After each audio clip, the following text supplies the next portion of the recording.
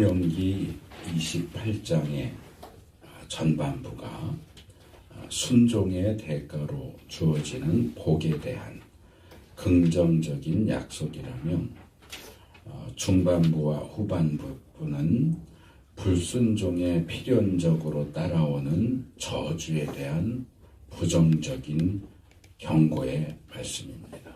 그래서 앞에 나오는 복과 뒤에 나오는 저주는 180도 완전히 뒤집은 내용이다, 이렇게 말할 수 있습니다.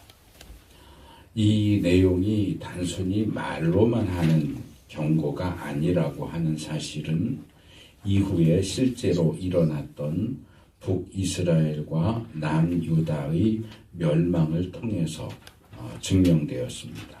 그래서 이 말씀이 선포되는 현재로서는 이 말씀이 경고에 불과하지만, 그 이스라엘이 불순종할 경우에 얼마든지 현실로 나타나게 된다 하는 사실을 확인할 수 있습니다. 앞에 서 있지 마세요.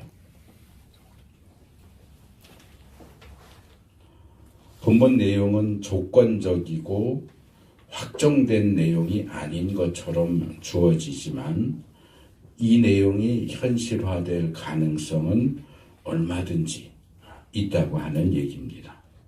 그래서 이 목록은 불순종이라고 하는 것이 기껏 이스라엘의 평안과 안녕을 위협하는 재앙 정도를 가져오는 것이 아니라 그들의 생존과 존재 자체를 백지화시킬 수 있는, 완전히 지워버릴 수 있을 정도로 매우 치명적인 위험을 안고 있는 행동이다 하는 것을 경고합니다.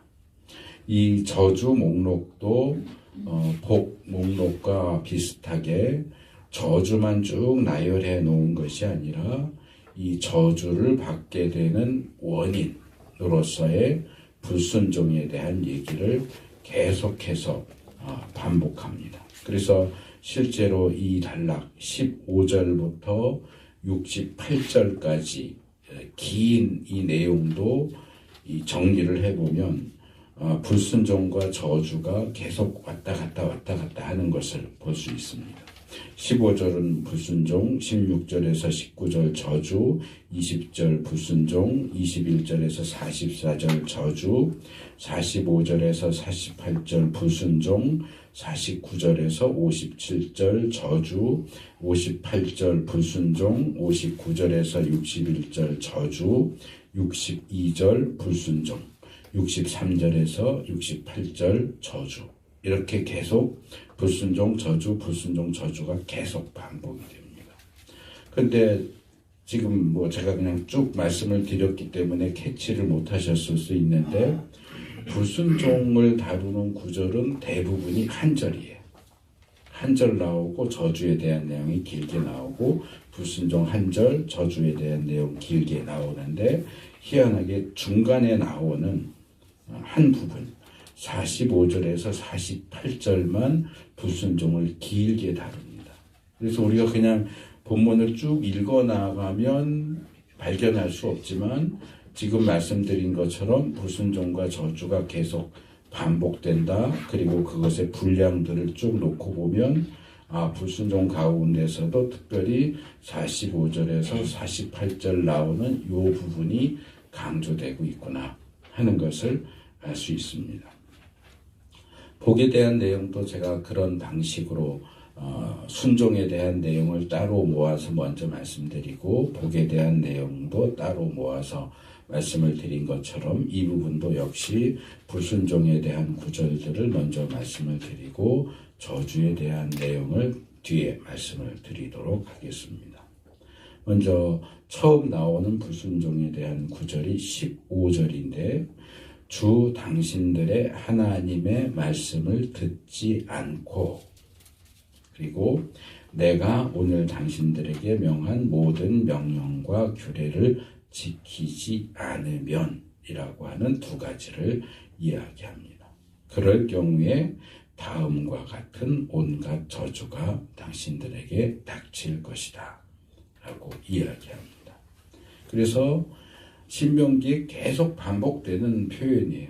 듣는다와 지킨다. 불순종은 결국 뭐냐? 듣지 않는 거고 지키지 않는 거예요. 하나님의 말씀이 선포되는데 거기에 귀를 막고 듣지 않아요. 손으로 귀를 막지는 않고 그냥 앉아 있어도 그것을 한 귀에 듣고 한 귀로 흘러버리면 그게 듣지 않는 거예요. 그리고 우리말과 히브리어 표현 방식이 똑같지만 이 듣는다는 단순히 물리적인 귀로 물리적인 소리를 듣는다는 얘기만을 가리키지 않아요.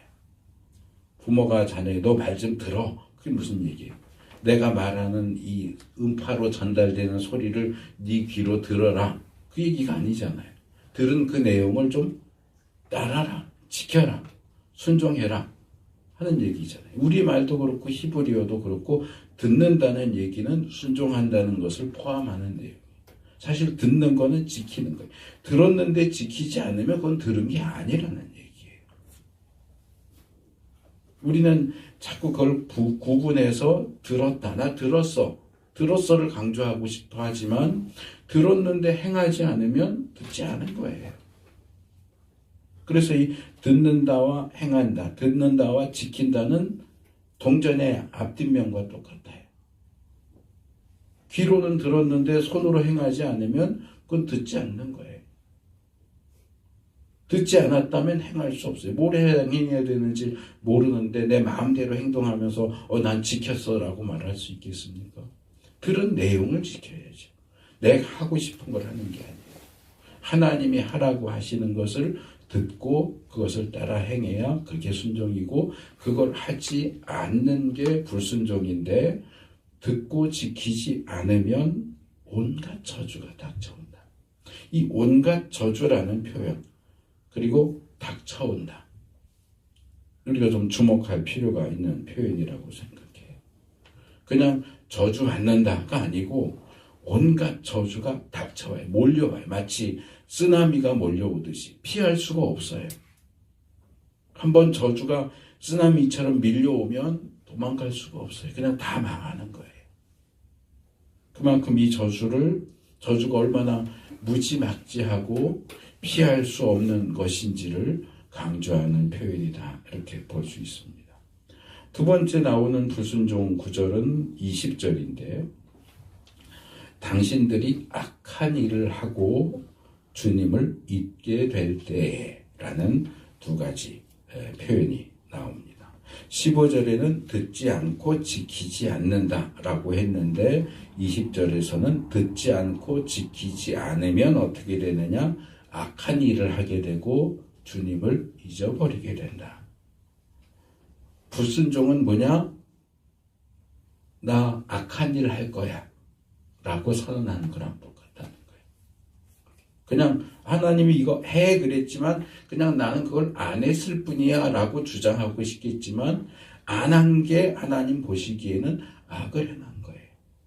우리는 뭔가 적극적으로 악한 일을 행해야 그게 악행이고 아무것도 안 하고 가만히 있으면 그게 악행이 아니라고 생각하는데 사실 일반적인 법도 그래요. 뭔가를 적극적으로 했을 때 그게 범죄 행위가 되고 잡아갈 수 있는 근거가 되지만 성경에서는 또 신학에서는 하지 않는 것도 죄예요. 그래서 신학에서는 뭔가를 해서 저지르는 죄를 좀 한문 표현이라 어려울 수도 있는데 작위의 죄. 우리가 보통 저 사람은 자기적이야 그런 표현을 종종 쓰거든요. 젊은 세대는 모를 수도 있는데 뭔가를 꾸며서 한다 그런 뜻이에요. 자기의 죄와 부자기의 죄예요. 하지 않는 죄. 해야 되는데 안 하는 죄. 제가 중고등학교 시절에 모태신앙이었는데도 이해가 잘 가지 않았던 것 중에 하나가 예수 믿지 않으면 지옥 간다. 도둑질한 것도 아니고 살인한 것도 아니고 간음한 것도 아니고 단순히 예수님을 믿지 않는다고 해서 지옥에 간다는 게 말이 되나? 이해가 안 됐어요. 예수님 믿지 않는 게 죄야? 그런데 나중에 신학을 하면서 알게 된 것은 예수 믿지 않는 죄는 부자귀의 죄예요.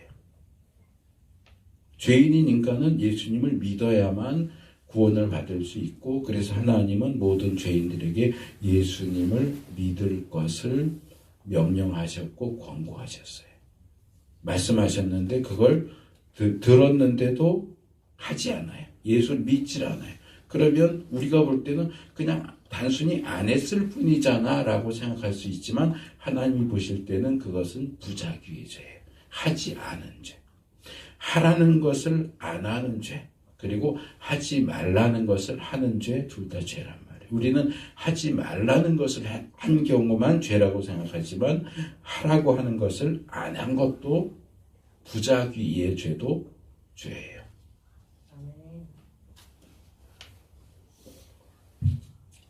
그래서 우리가 설교를 통해서 들려지는 말씀이든지, 우리가 개인적으로 읽는 것을 통해서 보게 되는 것이든지, 하나님의 말씀을 우리가 어떻게 대하느냐 하는 것이 우리가 악당이냐 아니냐를 결정짓습니다. 우리가 악을 행하느냐 아니냐, 범죄하느냐 아니냐, 그리고 이 범죄 행위의 여부는 우리가 하나님을 기억하느냐 잊어버리느냐에 대한 어떤 리트머스 시험지 같은 거예요. 자, 내가 범죄를 하나님이 하라고 하는 것은 안 하고 하지 말라고 하는 것을 하면서, 나 하나님 기억하고 있어요. 나 하나님 믿는 사람이에요. 그게 말이 될까요? 악을 행하는 자는 하나님을 잊어버린 자예요.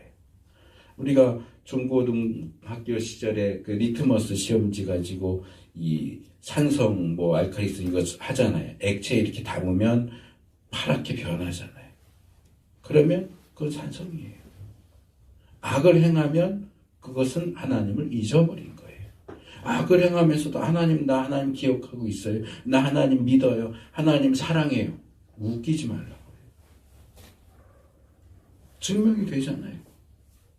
뭘로? 너가 하나님을 믿는다고 말하느냐, 하나님을 사랑한다고 말하느냐 가지고 증명되는 게 아니라, 악을 행하느냐 아니냐가 그것을 증명하는 기준이라. 악을 행하는 자는 하나님을 잊어버린 사람이에요. 하나님하고 관계없는 사람이에요. 하나님을 대적하는 사람이에요. 근데 희한하게 특별히 한국교회에 그런 현상이 아주 강한데, 이신칭의 예수 믿고 구원받는다라는 것을 너무 강하게 주장하다 보니까, 나 예수를 믿었어. 그러니까 난 구원받아. 내가 악행을 해도 나는 예수를 믿었기 때문에 구원을 받아. 아니요. 예수 믿는 사람이 어떻게 악행을 합니까? 예수를 믿었다면 악행을 할 수가 없게 돼 있어요. 근데 예수는 믿었다고 하고 악행을 하면서도 나는 예수 믿는다고 신앙 고백했으니까 나 구원받을 거야. 아니요. 구원받는 믿음은 행함을 동반하게 돼 있어요. 악행하는 자는 주님을 잊어버린 사람이에요. 내 입으로 아무리 나 들었어, 나 지켰어 라고 주장할지라도 실제 삶 속에서 들은 것을 행하지 않는다면, 불순종한다면 그는 악을 행하는 사람이고 주님과 아무 관계가, 하나님이 그 사람을 천국에 보내줘야 할 이유가 없는 사람이에요. 마태복음 7장에 있는 것처럼 마지막 날 주님 오실 때 기쁘게 주여 주여 하고 쫓아가서 얘기해도 나는 너를 도무지 알지 못한다. 가라. 지옥에 나가라. 하는 소리를 들을 거예요. 자, 이렇게 악을 행하고 주님을 잊어버린 자에게는 뭐가 온다고요? 우리가 손을 대는 일마다 하나님이 저주하고 혼돈시키고 다 흐트러버리고 버리고 책망하시고, 그 결과 순식간에 망해요. 그냥 망하는 게 아니고 순식간에 망해요. 눈 깜짝할 사이. 이 본문이 말하는 저주가 단순히 어떤 불행, 재앙이 아니라 멸망이다 하는 것을 강조합니다. 그 다음에 이제 세 번째로 나오는 불순종 단락이 아까 말씀드렸던 긴 단락이에요. 45절에서 48절. 저주와 멸망, 그 이유, 그 저주의 의미, 또 그 이유, 이런 내용들이 계속 반복되어서 나와요. 그래서 불순종하는 자들에게 내려질 저주가 가장 바깥에 나오고 그 중간에 이유가 왜 저주를 받을 수밖에 없는지에 대한 이유가 중간에 나오고 정중앙에 저주가 나와요. 저주의 의의, 저주가 이게 뭘 의미하는지. 그래서 불순종한 이스라엘이 저주받아서 멸망한다면 그들이 불순종해서 저주받고 멸망받는 그 일이 멸망당한 이스라엘과 그들의 자손들에게 어떤 의미를 가지겠느냐 하는 것을 되게 강조적으로 이야기를 하는데 그들과 그들의 자손에게 영원토록 표징과 경고가 될 것이다. 그렇게 얘기합니다. 이게 좀 우리가 생각해 봐야 할 문제예요. 그냥 상식적으로 생각을 해보세요.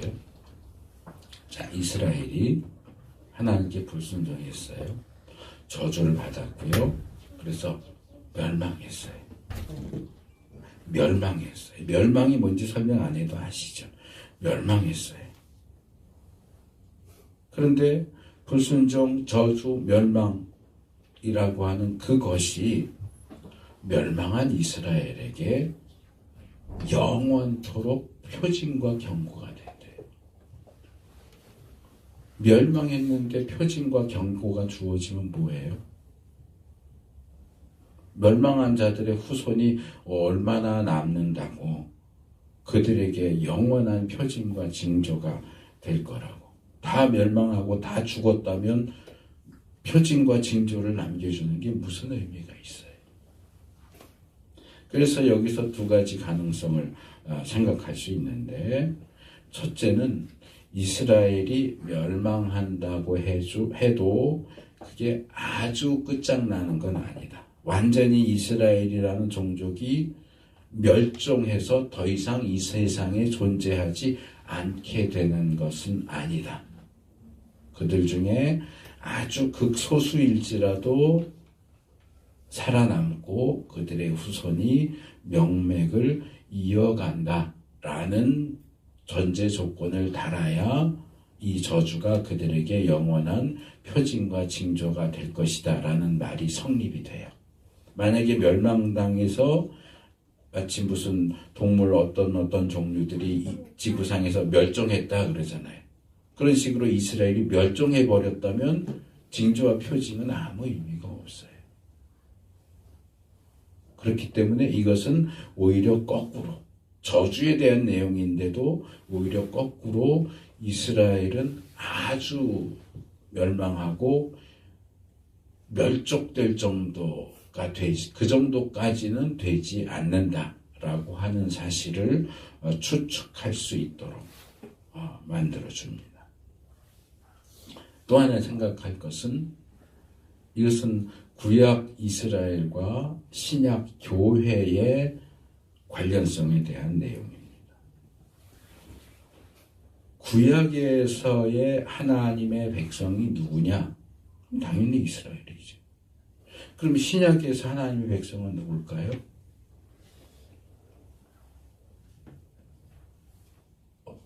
어떤 분들은 신약에서도 하나님의 백성은 이스라엘이라고 주장을 해요. 교회가 아니고 이스라엘. 아니에요. 신약에서 말하는 하나님의 백성은 교회예요. 그래서 구약 이스라엘은 신약 교회로 연결이 돼요. 그럼 신약의 교회는 이제 더 이상 이스라엘과는 아무 관계가 없느냐? 그렇진 않아요. 신약의 교회는 구약의 이스라엘은 혈통을 주로 따라 아브라함의 자손, 혈통과 그리고 신앙, 야훼 하나님에 대한 신앙. 그래서 이방인도 나 하나님 믿을게요. 그러면은 갈렙이라든지 라합이라든지 룻이라든지 이런 경우에 볼 수 있는 것처럼 이방인이어도 신앙을 고백하면 이스라엘 사람이 돼요. 그냥 편입이 돼요. 이스라엘로 들어와서 물론 그 출신에 대해서는 원래는 이 사람이 이방 사람이었어 이런 표현들이 되지만 더 이상 이 사람들을 이방인으로 취급하지 않고 이스라엘 사람. 갈렙 같은 경우 명확하게 제시되지 않지만 우리가 성경을 읽다 보면 항상 갈렙에는 뭐가 따라붙어요? 그니스 사람 갈렙 또는 그나스 사람 갈렙. 이게 뭐냐면 그나스족, 그니스족은 원래 가나안 종족이에요. 창세기 아브라함과 하나님 대화하시는 내용을 보면 원래는 나중에 이스라엘이 출애굽해서 돌아왔을 때 멸망시켜야 할 가나안 원주민 중에 하나예요. 근데 정작 모세 시대에 이스라엘이 출애굽할 때에 너희들이 앞으로 가나안 땅에 들어가서 가나안 땅에 살고 있는 이족석들을 너희가 멸망시켜야 해라고 할 때는 그니스 족속이 빠져요. 근데 대신 이스라엘의 그니스족 갈렙이 나와요. 그건 무슨 얘기냐 하면 자세하게 기록은 되어 있지 않지만 원래 가나안 민족 중에 하나였던 그니스 족속이 어느 순간에 야훼 하나님에 대한 신앙을 고백하고 이스라엘로 들어왔다는 거예요. 그래서 유다 지파예요. 갈렙은 유다 지파예요. 원래 이방 사람이었는데 갈렙이 유다 지파라는 얘기는 이스라엘 사람이라는 얘기. 혈통적으로는 가나안 원주민이지만 이스라엘 사람이 됐어요. 라합도 그렇게 됐고 룻도 그렇게 됐죠. 원래 출신은 이스라엘 사람이 아니지만. 그래서 구약 이스라엘은 두 가지. 혈통과 그리고 신앙. 이 두 가지로 하나님의 백성이 누가 하나님의 백성이다를 결정을 하는데 우리가 그것을 그냥 통틀어서 구약 이스라엘 이렇게 얘기해요. 신약은 하나님의 백성을 어떤 기준으로 얘기합니까? 신약은 혈통 필요 없어요. 그러니까 어느 족속이냐 관계없어요. 뭐만 요구해요? 신앙. 예수님을 믿는 사람. 예수님을 믿는다면 이방 사람도 상관없고 유대인도 상관없어요. 예수 믿는 이방인, 예수 믿는 유대인은 모두 교회에 포함이 돼요. 그래서 바울이 여러 편지에서 계속 얘기하잖아요. 혈통으로가 아니다. 믿음으로다. 구약이 하나님의 백성을 규정하는 유일한 기준은 믿음이에요. 그래서 구약의 이스라엘은 신약의 교회로 이렇게 이어지는데 신약의 교회를 얘기를 하는 사람들을 대체 신학을 얘기한다고 말하는 사람들이 있어요. 아니요. 그 주장은 잘못된 주장이에요. 교회가 이스라엘을 배척하지 않는데요. 유대인이라고 해도 예수님을 믿는다면 얼마든지 교회 공동체에 받아들이는데요. 그게 어떻게 대체예요? 그럼 안식일을 우리가 더 이상 지키지 않고 주일을 지키는 것도 대체 신학입니까? 우리가 더 이상 제사를 드리지 않고 예배를 드리는 것도 대체 신학입니까? 잘못된 겁니까? 우리 다시 이제 제사 드려야 됩니까? 양 잡고 소 잡고 피 뿌려가면서 그래야 됩니까? 아니에요. 그래서 이스라엘, 구약 이스라엘이 불순종으로 멸망했다라고 하는 것은 혈통적인 이스라엘에게만이 아니라 신약 하나님의 백성인 교회와 그리스도인들에게도 동일하게 영원토록 표징과 징표가 된다. 그러니까 이 말씀은 신약까지 내다본 말씀이다 이렇게 볼 수 있어요. 자, 구약 이스라엘이 불순종해서 망했어? 그러면 신약의 그리스도인들도 불순종하면 어떻게 될까? 망한다. 그게 바울이 로마서 9장인가 11장인가 정확히 기억이 안 나는데 그 나무, 포도나무인가요? 무화과 나무인가요? 그거 가지고 비유하잖아요. 참감람나무에다가 원래 이스라엘이 참감람나무인데 너희 이방인들 그리스도인들은 거기 참감람나무에 접붙인 돌감람나무다. 하나님이 참감람나무인 이스라엘이 불순종하니까 그 가지를 꺾어버리고 불순종하는 이스라엘을 꺾어버리고 이게 불순종해서 멸망한 거예요. 저주받아 멸망. 그리고 예수님을 믿는 너희를 거기다 접붙여 주셨는데 너희들이 이스라엘 꺾어버리고 우리를 거기다 해놨으니까 우리가 이스라엘보다 나라는 식으로 오해하고 못되게 굴면 참감람나무 가지도 아끼지 않으신 하나님이 접붙인 돌감람나무 가지를 아끼시겠느냐. 구약 이스라엘이 됐든 신약의 교회가 됐든 불순종하면 저주받고 멸망받는다는 건 똑같다. 영원토록 표징과 징조가 된다. 그래서 이것은 구약과 신약을 관통하는 내용이에요. 근데 이 단락을 보면 불순종만 얘기하는 게 아니고 45절 하반절에 순종하지 않고 지키지 않는다 하는 표현과 함께 뭐가 나오느냐 하면 기쁘고 즐거운 마음으로 하나님을 섬기지 않는다. 47절에. 그러니까 이것을 않는다를 빼면 순종은 뭐다?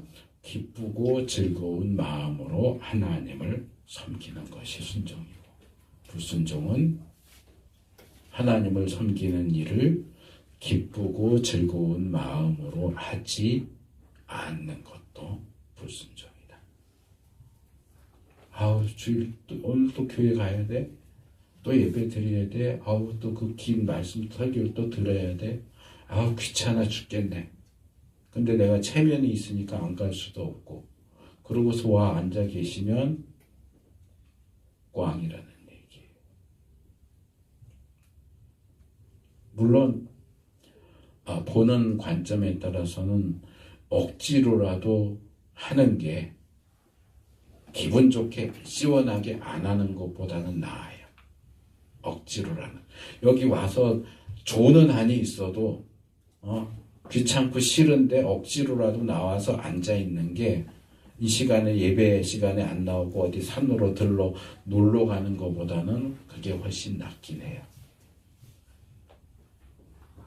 그런데 여러분이 하나님이라면 어떻겠어요? 투덜투덜하면서 와서 앉아서 이러고는 있는데 속에 불만이 가득 찼어. 부글부글 하는데 저건 저렇고 저건 이건 이렇고 그러고 앉아있는 걸 보면 하나님은 다 우리 속을 아시는데 그 하나님 보시기 좋겠어요? 하나님이 너무 마음이 좋으셔서 그래도 잘 나왔다라고 하시지만 하나님이 우리에게 기대하시는 순종의 자세는 아니죠.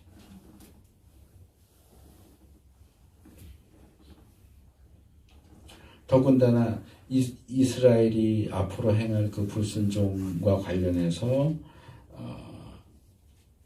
47절에 보면 이런 불순종이 어떤 상황에서 벌어졌느냐, 모든 것이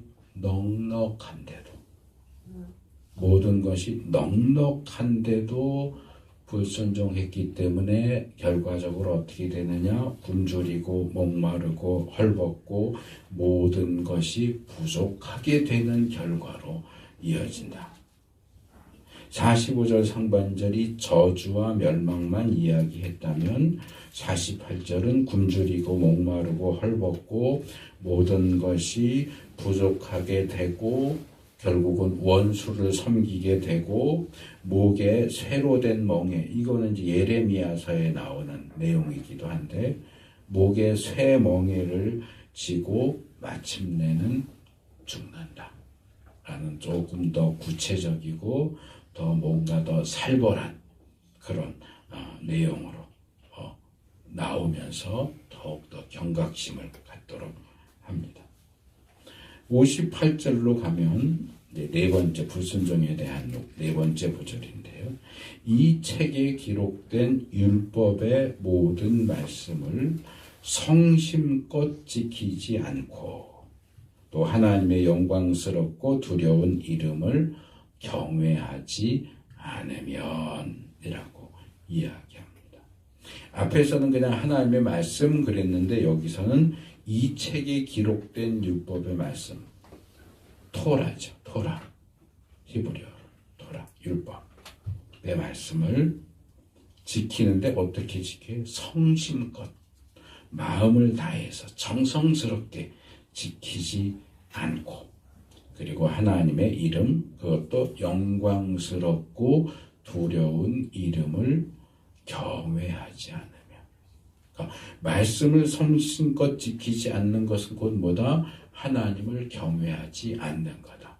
그 비슷한 얘기들을 계속 바꿔가면서 계속 반복해요. 그래서 우리가 말씀을 기록된 말씀, 성경을 어떻게 대하느냐 하는 그 태도가 결국은 우리가 하나님을 어떻게 대하느냐에 대한 어떤 평가하는 기준이 된다.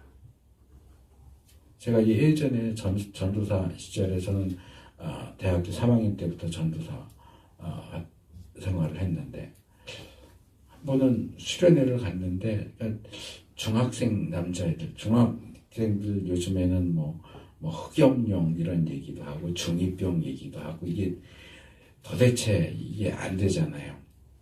얘들이 쉬는 시간에 막 그 수련회 하는 장소에서 뛰어다니면서 서로 붙잡고 막 뛰어다니는데 성경책을 밟고 막 뛰어다녀갖고 막 야단을 쳤던 적이 있어요. 일부러 성경을 밟으려고 한 건 아니겠죠. 그러니까 뭐 집회를 하면 의자 없이 방석 깔고 앉으니까 이제 자기 앞에 성경책을 놨다가 이제 쉬는 시간이니까 이제 돌아다니다가 뭔가 장난질하면서 막 뛰어다니는데 성경을 막 차고 밟고 이러고 다니길래 야단을 쳤어요. 뭐 그런 건 아니지만 저도 초등학교 때인가 중학교 때인가 그랬던 적은 있어요. 이 성경을 베고 자면 말씀이 좀 머리로 들어올까?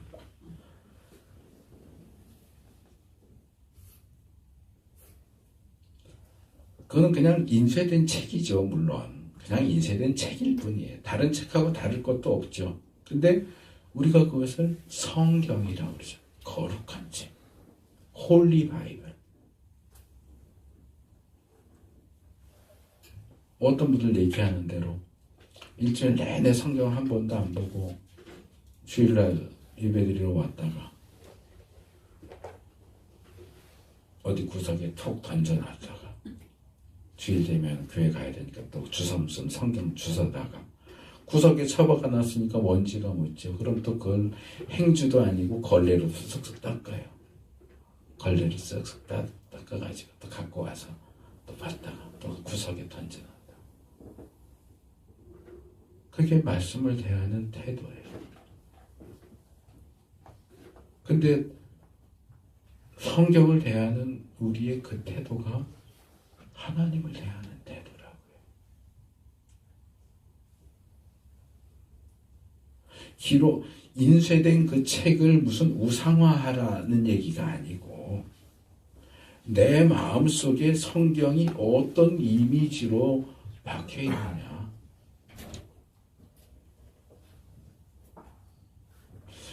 62절 당신들이 하늘의 별같이 많아져도 47절에 나왔던 모든 것이 넉넉한데도 하고 비슷한 표현이죠. 하나님의 말씀을 듣지 않으면 여기 그냥 압축해서 그냥 듣지 않으면 그려버려요. 하나님의 말씀을 듣지 않으면 그러면 마지막에는 몇 사람밖에 남지 않을 것이다. 아까 앞에서 영원토록 표징이 된다라고 할 때 멸망해서 없어져 버리면 무슨 소용이냐. 그렇기 때문에 아주 없어지지는 않고 극소수라도 남아있을 것이다. 그런 추측을 말씀을 드렸는데 여기 나오죠. 몇 사람 되지 않은. 지금 이 말씀을 듣는 이스라엘 사람들이 몇 명이에요? 우리가 출애굽할 때 이스라엘 사람 몇 명 나왔다고 그래요? 보통 장정만 60만. 20살 이상의 말하자면 군인으로서 활동할 수 있는 남자가 60만이기 때문에 여자, 아이, 노인 이렇게 하면은 보통 200만 얘기를 하거든요.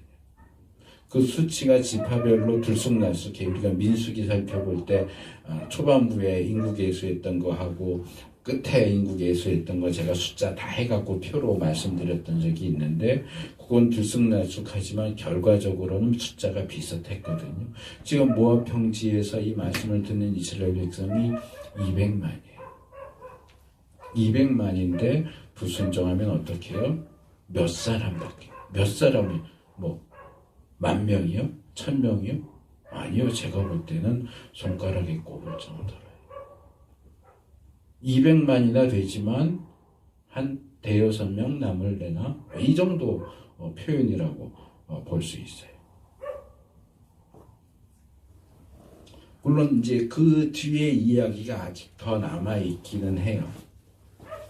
그래서 하나님이 또 그런 멸망한 이스라엘에게도 또다시 기회를 주시고 포로에서 돌아올 수 있게 해주시고 신약으로까지 명맥이 이어지잖아요. 그건 하나님의 은혜예요. 이스라엘이 잘해서 명맥을 이어간 게 아니고 하나님이 불쌍히 여기시고 은혜를 베푸죠. 순전히 하나님 편의 호의와 은혜로 이스라엘이 명맥을 이어갔는데 정작 이스라엘은 자기네들이 잘나서 살아남았다고 생각을 해요. 아니에요. 그 부분을 에스겔 37장에서 하나님이 직접 말씀하세요. 너희 때문에 너희들 다 망해서 포로로 잡혀가고 열국 중에서 모든 이방 나라들 중에서 이 나의 이름이 야훼 하나님의 이름이 아주 망신살이 뻗쳤다. 근데 내가 결국은 너희들 그 포로에서 데리고 나올 거야. 포로 귀환시켜 줄 거야. 근데 니들이 잘해서 귀환시켜주는 게 아니라 너희 때문에 엉망진창이 된 내 이름 때문에 데리고 온다 라고 말씀을 하세요. 하나님이 자기 이름 때문에 귀환시켜주고 남겨준 거지 이스라엘이 잘해서 귀환시킨 게 아니란 말이에요.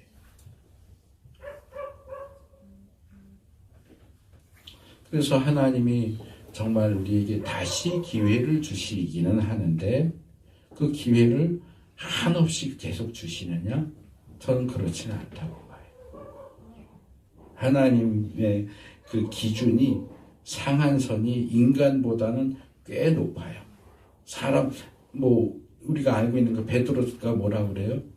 형제가 저한테 잘못하면 몇 번 해줄까요? 7번 정도 용서해주면 될까요? 이거 베드로가 굉장히 선심 쓴 거예요. 왜냐하면 그 당시에 랍비 문헌을 보면 형제가 나에게 잘못하거나 범죄하거나 실수했을 때 최대한 용서해 줄 수 있는 횟수가 몇 번이라고 얘기했느냐면 3번이라고 그랬어요. 유대인 랍비들은 형제가 잘못하면 3번까지는 봐줄 수 있지만 그 이상은 안 돼. 근데 베드로는 7번이나 얘기를 해요. 얼마나 통을 크게 쓴 거예요. 근데 예수님 뭐라고 해요? 70번씩 7번을 77이 49 490번 해라 그 얘기가 아니라 무한대. 그러니까 이게 인간이 가진 상한선이 일반적으로는 3번. 베드로가 자기 막 잘난 체 하면서 마치 무슨 닭이 막 이렇게 자기 몸 부풀려서 크게 보이게 하는 것처럼 부풀려서 제시한 게 7번이면 예수님이 제시하는 상한선은 70번씩 7번이에요. 이 상한선이 굉장히 높은 거죠. 그러나 하나님한테는 상한선이 끝이 없느냐? 그렇진 않아요. 하나님께 상한선이 있어요. 제가 이 가나안 정복 얘기하면서 거의 대부분 지적을 하는 얘기지만 믿지 않는 분들은 얘기해요. 구약의 하나님은 되게 잔인하다. 이스라엘에게 땅을 주려고 멀쩡하게 거기 살고 있는 가나안 원주민들 다 죽이라고 그러고 여자고 애고 갈릴 거 없이 다 죽이라고. 얼마나 잔인하냐. 아니에요. 성경을 모르니까 하는 얘기예요. 이미 하나님이 아브라함에게 너희 족속이 애굽에 갔다가 다시 여기 돌아올 거야 라는 얘기를 하시면서 왜 아브라함의 자손이 애굽에 갔다가 400년이라는 시간이 지나서야 다시 가나안 땅으로 돌아와야 하는지 그 이유를 말씀을 하시는데 뭐라고 그러시냐? 아직 아모리 족속의 죄악이 충분히 차지 않았기 때문에. 400년 정도 지나면 아모리 족속의 죄악이 하나님이 정해놓으신 상한선을 족속의 죄가 너무 지나쳐서 소돔 고모라처럼 하나님 볼 때 이거는 너무 지나쳐. 이건 더 이상 놔두면 안 돼. 그러니까 어떻게 해요? 불과 유황으로 소돔과 고모라를 멸망시키셨듯이 가나안 원주민의 죄가 하나님이 정해놓은 상한선을 건너갔어요. 그러니까 소돔 고모라는 불과 유황으로 멸망시켰듯이 가나안 원주민들은 이스라엘을 통해서 멸망시킨 거예요. 가나안 원주민들의 죄에 대한 형벌의 도구로 이스라엘을 쓰신 거예요. 그걸 단순히 이스라엘 사람들한테 땅 주려고 죄 없는 가나안 족속을 죽였어. 아니요. 죄 없는 가나안 족속을 죽인 게 아니고 죄가 차고 넘친 하나님 상한선이 모든 인간을 초월할 정도로 높은 그 상한선조차도 넘어서 버린 죄인들을 처벌하신 거예요. 그래서 우리가 하나님의 그 너그러우심, 은혜로우심을 믿고 너무 방관하면 안 된다. 하나님에게도 분명히 상한선이 존재한다. 소돔 고모라가 보여주듯이 노아 홍수가 보여주듯이 가나안 원주민들의 멸망이 보여주듯이 하나님의 상한선이 있다. 북이스라엘도 그 상한선을 넘어갔기 때문에 멸망한 거고 남유다도 그 상한선을 넘어갔기 때문에 멸망한 거예요. 그렇게 아끼시는 이스라엘도 하나님 멸망시키세요.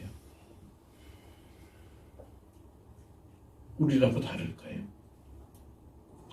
자, 이제 저주에 대한 내용을 조금 빨리빨리 다루겠습니다. 저주 목록을 보면 복 목록에 나왔던 내용이 그대로 나오면서 이렇게 180도 뒤집은 것처럼 보이는 그런 내용도 있지만 복 목록에 나오지 않았던 내용들이 상당 부분 덧붙여져 있어요. 그래서 전에도 말씀드렸지만 저주 목록의 분량이 복 목록 분량의 4배예요. 그러니까 분량이 4배인데 똑같을 수가 없는 거죠. 당연히 3배는 추가된 거라고 봐야 되겠죠. 먼저 16절 장소, 성읍과 들, 3절에 나왔던 복과 비슷하고 17절은 양식, 5절에 나왔던 곡식, 광주리, 반죽, 그릇, 그것하고 짝을 이루는 내용이고 18절은 몸에서 태어난 자녀, 땅의 곡식, 소새끼, 양새끼들의 풍성함, 4절에 나오는 내용하고 짝을 이루고 19절은 장소의 이동, 들어가도 나와도 이건 6절하고 짝을 이루는 내용. 그러니까 복 목록에 나왔던 내용을 그대로 갖고 오면서 뒤집어요. 여기서도 저기서도 여길 가도 저기 가도 이것도 저것도 다 복을 받는다. 여기서는 이것도 저것도 여기서도 저기도 이걸 해도 저걸 해도 여길 가도 저길 가도 다 저주받는다. 180도 바꿔버리죠. 21절에는 질병이 나옵니다. 질병도 전염병, 폐병, 열병, 염증. 22절은 재앙이 나와요. 무더위, 한발, 열풍, 썩는 재앙.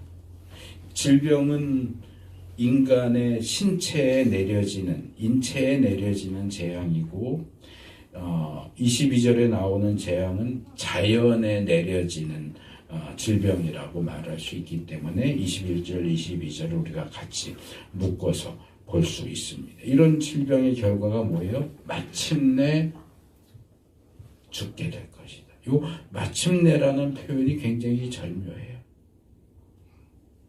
자, 뭐 아이들 동화로 예를 든다면 잔혹 동화 같은 게 되겠지만, 뭐 주인공이 있었어요. 이렇게 살았는데 마침내 죽고 말았어요. 만약에 이렇게 이야기가 끝난다고 봐요.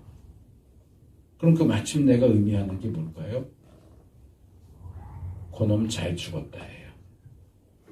어떻게 하다 보니까 죽었다가 아니고, 그거 죽을 놈이 맞는데 어떻게 피해 다니다가 결국에는 죽고 말았다. 마침내. 마침내라는 표현이 포함하고 있는 뉘앙스가 그거예요.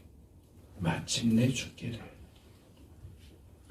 재앙의 결과도 망할 때까지 재앙으로 치실 것이다. 망할 때까지. 목적지가 분명해요. 그냥 재앙 내려 버리고 어떻게 되든 그 다음에 신경 안 써가 아니고, 재앙 내리고 아직 살았네, 또 내려 언제까지? 망할 때까지. 그렇게 보면 하나님 얼마나 지독하신 분이죠. 복도 그런 방식으로 내리시지만 저주도 그렇게 내려요. 끝까지. 무슨 항암제 표적 치료하듯이 표적으로 삼았다 그럼 망할 때까지 계속 때려요. 그냥 대충 재앙 한번 팍 퍼붓고 끝나는 게 아니고 망할 때까지, 죽을 때까지, 마침내 죽을 때까지. 23절 24절은 하늘이 노시 되어서 비를 내리지 못하고 땅은 메말라서 쇠가 될 것이다. 비 대신 모래와 티끌이 내린다. 이건 이제 12절에 비가 제때 내린다는 내용을 완전히 뒤집은 내용. 여기도 마찬가지로 마침내 망하게 하신다. 그다음에 25절 26절은 이스라엘이 적에게 패해서 한 길로 치러 갔다가 7길로 도망한다. 이건 7절에 나온 내용을 뒤집은 거예요.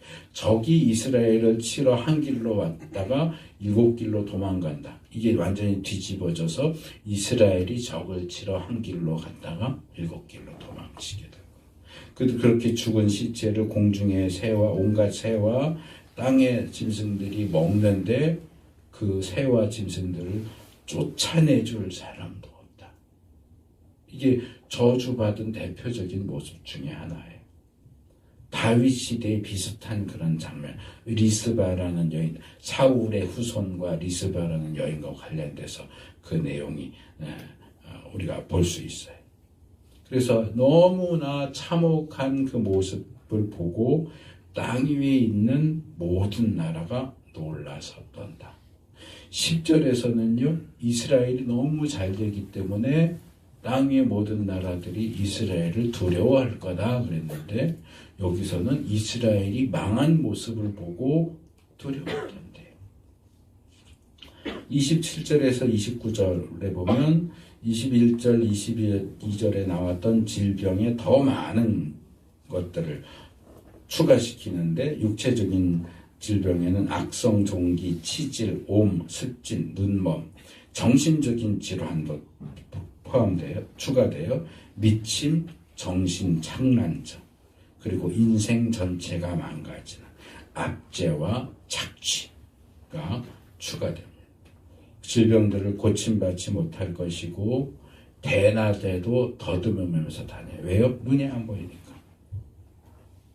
압제와 착취에서 구원해 줄 사람도 없어져서 한 줄기의 빛도 없는 아주 절망적인 상황에 빠질 것이다. 30절에서 33절은 이 압제와 착취와 짓밟힘을 조목조목 항목을 제시하면서 얘기를 해요. 아내나 남편, 집, 포도원, 소, 나귀, 양떼, 자녀, 곡식, 노력으로 얻은 모든 것을 그렇게 뺏긴다. 그것들을 원수에게 뺏길 것이고, 그러나 그들이 알지 못하는 백성에게 뺏길 것이고, 그런 상태가 너희가 사는 날 동안 계속될 것이다. 마치 사사시대 추수 때 되면 와 몰려와서 뺏어가고, 또 추수하면은 또 와서 몰려가고 뺏어가듯이, 이게 몇 년이 아니고 평생 너 죽을 때까지 너는 죽어라고 이래서 벌어놓으면 뺏어가고, 죽어라고 이래서 또 이제 좀 먹고 살만하다 그러면 또 와서 또 뺏어가고, 또 평생. 얼마나 절망스러워요. 조금의 희망도 기대도 품을 수 없고, 결국은 그래서 34절에 보니까 당신들의 눈으로 보는 일 때문에 미치고 말 거다.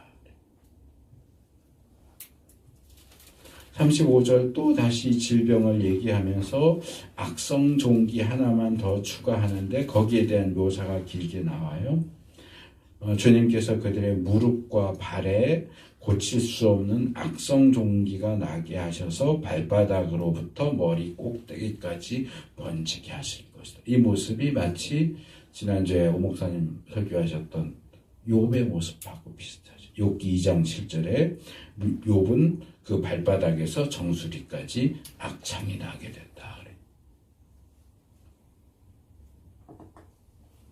욥이 친구들하고 대화하면서 차라리 죽는 게 낫겠다. 이렇게 사느니 죽는 게 낫겠다라고 이야기하는데, 여기서도 34절에서는 그 저주로 인해서 너희가 미칠 거다 그랬지만 35절에는 저주로 인해서 죽는 것이 낫다고 생각할 것이다. 36절 37절 포로되고 이방 땅에서 강제적으로 다른 신을 섬기게 될 것이다. 끌려간 그곳의 모든 백성 가운데서 놀림감이 된다는 뜻도 있고, 저 사람이 말하자면 재벌이었는데 저렇게 상거지가 됐어? 라고 놀라는 그런 놀램의 의미도 있고, 속담과 조롱거리가 된다. 41절에서 44절은 뭔가 좀 복합적인데, 포로로 잡혀가는 것에 아들, 딸을 뺏긴다. 너희 아들, 딸이 너희들의 자식이 되지 못한다. 42절에 모든 나무와 땅의 곡식을 메뚜기가 먹을 것이다. 높아지고 낮아지고에 대한 이야기, 꾸기만 한다. 꼬리가 된다. 이건 이제 복에도 나왔던 내용이죠. 1절, 12절, 13절에도. 그래서 전반적으로 너희가 아주 놀랍게 낮아질 것이다. 복에서는 높아질 것이다가 많이 강조됐다면 여기서는 너희가 낮아질 것이다. 49절에서 51절 이방인의 침범과 그 결과, 땅의 먼 끝에 있는 이 바벨론을 가리키는 거예요. 이스라엘이 모르는 말을, 언어를 쓰는 민족, 생김새가 흉악하고 노인을 우대하지도 않고 어린아이를 불쌍히 여기지도 않는 자들이 너희들을 독수리처럼 덮칠 것이다. 그래서 너희의 집짐승 새끼, 당신들 땅의 소출들 다 먹어치울 것이고, 곡식과 포도주와 기름과 소새끼, 양새끼 한 마리도 남기지 않을 것이고, 그래서 이스라엘은 마침내 망하게 될 것이다.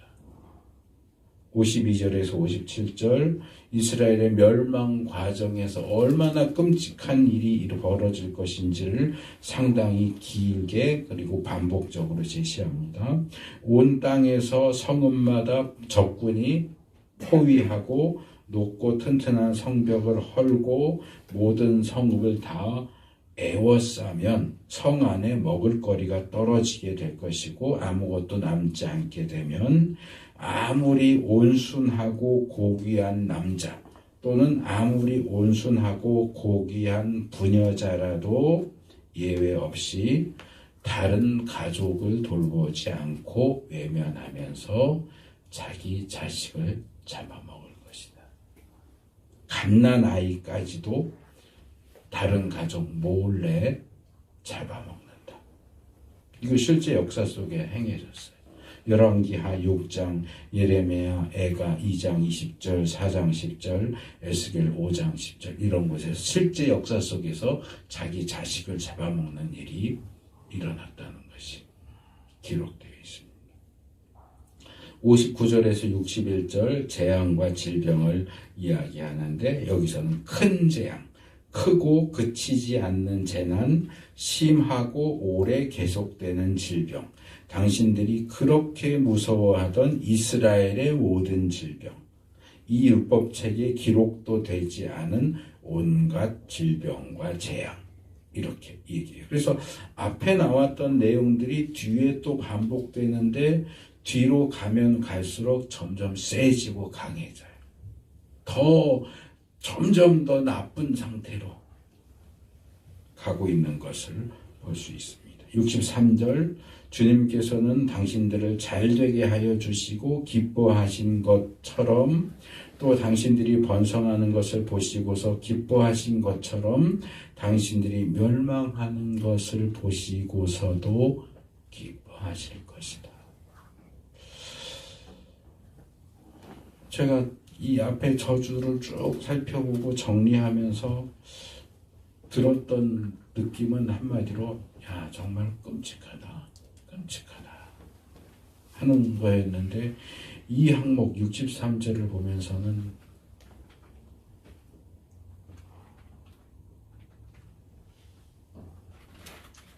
마음이 아팠어요.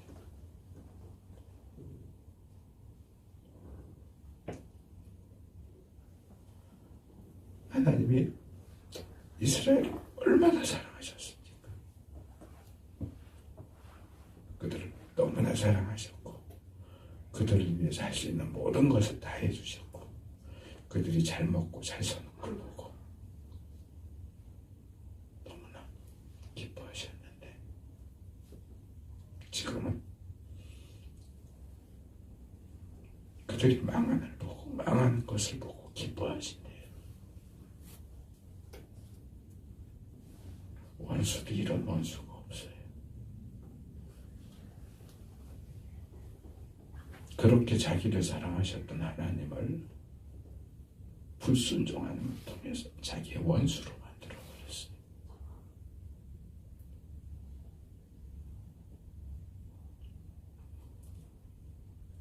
상상이 갑니까? 그렇게 이스라엘을 사랑하셨던 하나님이 이스라엘이 망하는 것을 보면서 기뻐하시는 모습. 야, 그놈 잘 죽었다. 잘 망했다. 박수 짝짝짝짝 치면서 아우 속이 다 시원하네. 하나님이 우리를 사랑하시기를 바라죠. 우리를 기뻐하시기를 바라죠. 그런데 우리가 하나님께 불순종하면 하나님은 우리가 망하는 것을 보고 기뻐하실 겁니다.